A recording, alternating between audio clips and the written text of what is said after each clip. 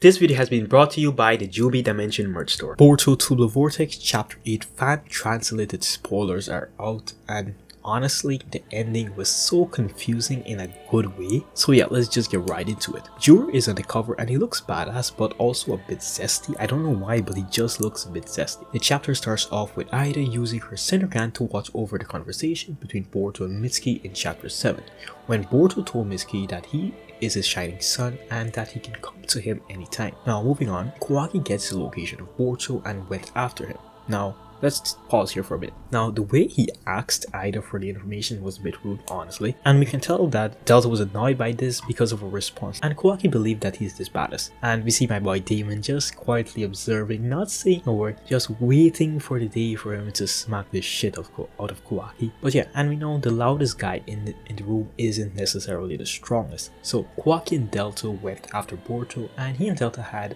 a bit of conversation. Now Delta told him that when Ida gets tired of his behavior, she'll just let Damon take him out, and Damon is just letting all this anger build up in him just to take it out on KAWAKI when that time comes. And KAWAKI said when he's finished with his business, he'll just disappear, like, okay, finally. Now switching to Boruto and Shikamaru, Boruto is explaining the creation of the Shinjus and explains what happens if he or KAWAKI gets consumed. If a Shinju consume one of them, they will turn into the perfect tree, which is still their main goal. But now I know their instincts are telling them to consume non-Otsuki, but why? Well, my idea is that they're developing their body more by consuming the other people, like the strongest people in the world, to build up their body, so when they consume the divine fruit, they will get the most out of it, so their body will be capable of handling its full power. KAWAKI connects to Shikamaru and he informs him that he's heading towards Boruto with Delta to launch an attack. Shikamaru tries to stall KAWAKI, but KAWAKI wasn't playing that game, honestly. Obviously Boruto heard this, or he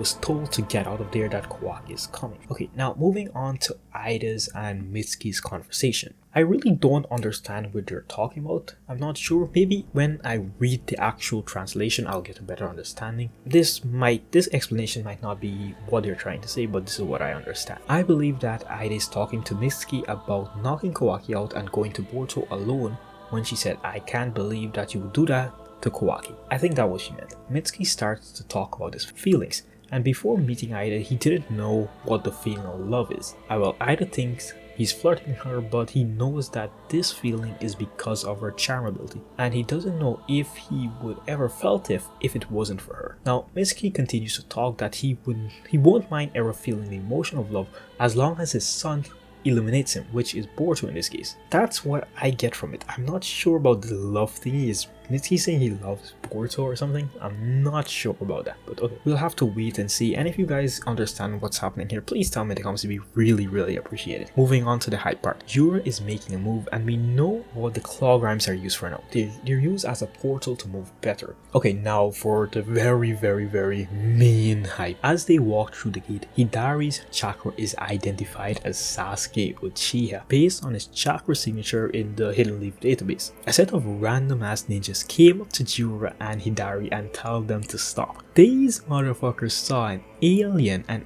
asked if he's Sasuke Uchiha. Idiot! Look, use your eyes.